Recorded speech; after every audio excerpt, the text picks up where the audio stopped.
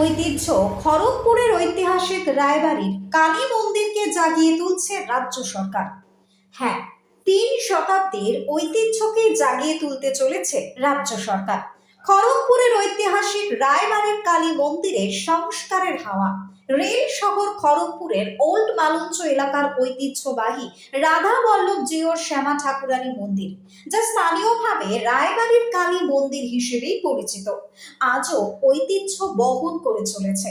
রাজাদের আমলে প্রায় 300 বছর আগে প্রতিষ্ঠিত এই জাগ্রত মন্দির একসময় স্থানীয়দের কাছে ধর্মীয় এবং সাংস্কৃতিক আস্থার কেন্দ্রবিন্দু ছিল। একসময় জাঁকজমকপূর্ণ পুজো এবং জনসমায়েত থাকলেও সময়ের সঙ্গে সঙ্গে মন্দিরের অবকাঠামো ভেঙে পড়ে, মলিন হয়ে পড়ে তার গরিমা। দীর্ঘদিন ধরে এলাকাবাসীদের দাবি এবং লেখাজোখার পর অবশেষে রাজ্য সরকার উদ্যোগ নিয়েছে মন্দিরটি সংস্কারের। ইতিমধ্যে মন্দির চত্বরের বাউন্ডারি সংস্কার সম্পন্ন হয়েছে। মন্দির পরিচালনার জন্য 25 জনের একটি কমিটি গঠিত হয়েছে, যারা রক্ষণাবেক্ষণ এবং পুজোর দায়িত্ব সামলাচ্ছেন নিয়মিতভাবে। স্থানীয়রা চাইছেন রাজ্য সরকার যেন এই ঐতিহাসিক মন্দিরটিকে আরো গুরুত্ব সহকারে সংরক্ষণ করে এবং এর মাধ্যমে এলাকার পর্যটন এবং স্থানীয় ব্যবসার উন্নয়ন ঘটানো যায়। Bureau report, news Bangabarta.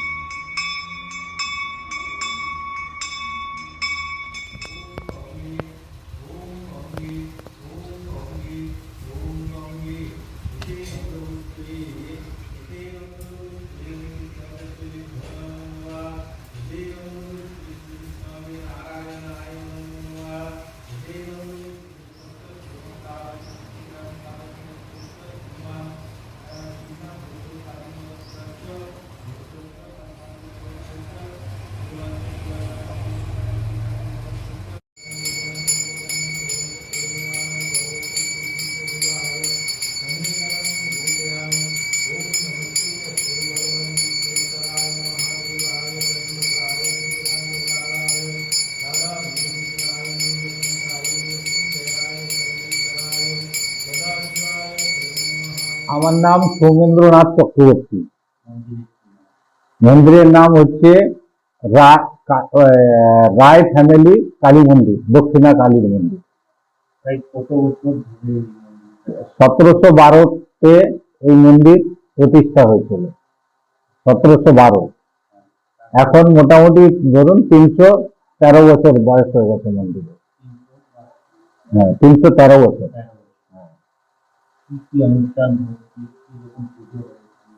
এখানে পুজো হয়, ওই ডেলি পঞ্চোপচারে মায়ের পুজো হয়। পঞ্চোপচারে সন্ধ্যাবেলায় আরতি হয়, ঠিক আছে। পঞ্চোপচারের পুজো যেটা হয়, আর এমনি 16 উপচারের পুজো যেটা হয়, যদি কারো মানসিক থাকে তার 16 উপচারের পুজো হয়। আর কালী পুজোর দিন বাৎসরিক পুজো হয়, সেটা 16 উপচারের পুজো হয়।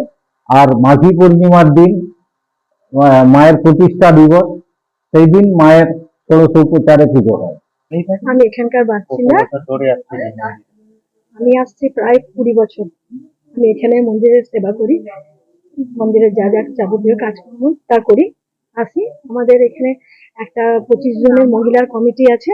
তারা আমরা মন্দিরের যে সমস্ত সামাজিক কাজগুলো, অনুষ্ঠান, কালী পুজো, মাঘী পূর্ণিমা, এখন আমরা সেগুলো করি। হ্যাঁ, প্রত্যেক 320 বছর প্রায়। মন্দিরের ইতিহাস তো আছে, শুনি যে আগে এখানে সামনে ঠাকুমা থাকতেন, ওনাদেরই পুরনো মন্দির। ওনার স্বামী স্ত্রী, তাদের কোনো সন্তান ছিলেন। এখন তাদের কোনো বংশধর বলতে সম্পর্কে কেউ করুণা রায় একজন আছেন, উনিই চালান, করুণা রায় মহাশয় উনি চালান এখন, উনি এখানকার সেক্রেটারি। আমরা চাই যদি পাওয়া যায় তো খুবই ভালো। আমরা অনেকবার চেষ্টা করেছি, আমরা অনেক জায়গায় এও করেছি, অ্যাপ্লাইও করেছি, কিন্তু কোনো রকমেরই আমরা কোনো সুযোগই কিছু পাই না। আমরা গ্রামবাসীরাই চালাই, চাঁদা তুলে সমস্ত কিছু এর রক্ষণাবেক্ষণ গ্রামবাসীদের সাহায্যার্থেই হয়। একদম করব, নিশ্চয়ই করব। হ্যাঁ, আমি যদি পাই আমরা তো খুবই ভালো, পেলে তো খুবই ভালো হবে, মন্দিরের আরো ভালো হবে, কাজ হবে, উন্নয়ন হবে। তপতি সিংহ। মন্দির প্রায় 322 বছর মতন পুরনো মন্দির। এখন মন্দির ট্রাস্ট কমিটি হয়েছে। আগে জমিদারের মন্দির ছিল, তিনি কোনো বংশধর না রেখে মারা যাওয়ার পর ওনারই আর এক ব্রাঞ্চের একজন বংশধর আছেন, করুণাময় রায়, তিনি এটা ঠিক করে করতে না পারার জন্য ট্রাস্ট কমিটি করে দিয়েছেন। সেই ট্রাস্ট কমিটি এখন মন্দির চালায়, তাতে আমরা 23 জন মেম্বার আছি। আর মন্দিরের রক্ষণাবেক্ষণ, এই নাট মন্দির নির্মাণ, এইসব ট্রাস্ট কমিটির আন্ডারেই হয়েছে।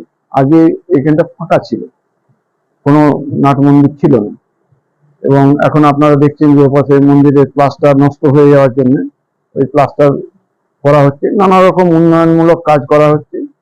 আর ট্রাস্ট কমিটির থেকেই মন্দিরের যে বার্ষিক যেসব পুজো পার্বণ পালা সেগুলো করা হয়, ট্রাস্ট কমিটি থেকে করে।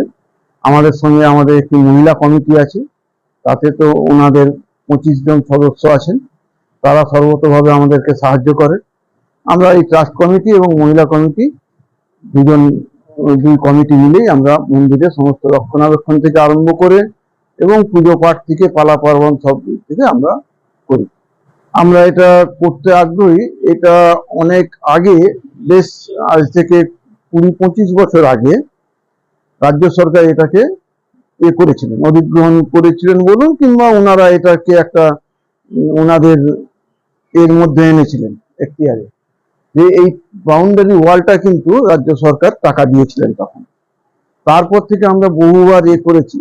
ওনারা একটা বাৎসরিক অ্যামিউনিটি দেন, সেইটা কিন্তু দেনও না, আর গেলে সেরকম কোনো রেসপন্স সরকারের কাছ থেকে পাচ্ছে না। যদি রাজ্য সরকার এটাকে দেখে, নিশ্চয়ই সরকারকে আমরা সর্বতভাবে সাহায্য করব। এবং কারণ এই যে পুরনো কাজ, এই কাজ এমনি এমনি সাধারণ লোকের পক্ষে এই কাজকে আবার নিয়ে আসা, এই যে যেগুলো নষ্ট হয়ে যাচ্ছে আমাদের পক্ষে, কিংবা রক্ষণাবেক্ষণ করা আমাদের পক্ষে সম্ভব নয়। এটা সরকারি উদ্যোগেই হতে হবে এবং সরকারই এটা পারবে। দেখুন, টুরিস্ট প্লেস হলে তো এখানে যারা আছেন, যাদের দোকান আছে, যাদের ছোটখাটো যারা ব্যবসা আছে, তাদের মানে ডাইরেক্টলি অর ইনডাইরেক্টলি দুভাবেই ওনারা উপকৃত হবেন। এবং এই যে সম্পত্তিটা, এই যে মন্দির, প্রাচীন মন্দির, এটাও ঠিকভাবে রক্ষণাবেক্ষণ হবে। আমার নাম আশিস কুমার মিত্র, আমি এখানেই থাকি।